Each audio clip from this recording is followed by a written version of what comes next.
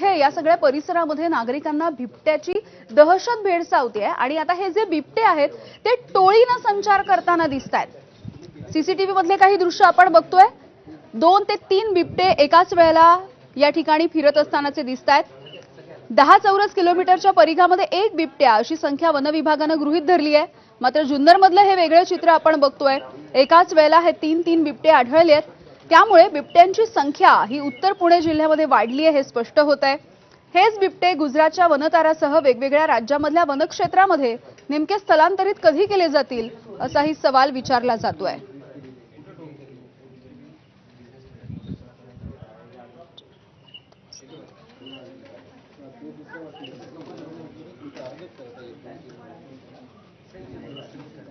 तर या बिबट्यांमुळे आता नागरिकांमधली दहशत भीती ही वाढतेय। असं असताना आता हेच बिबटे नेत्यांच्या घरापर्यंत जाऊन पोहोचलेले दिसतात।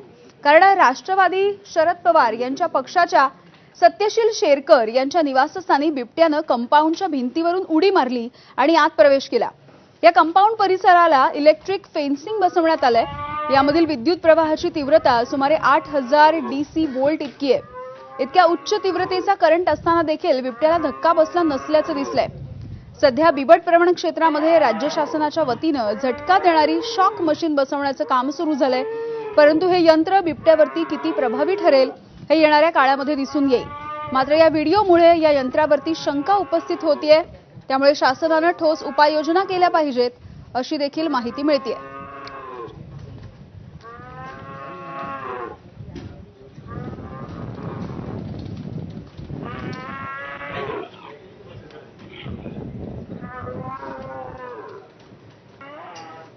तर या संदर्भामध्ये आता अमोल कोल्हे यांनी देखील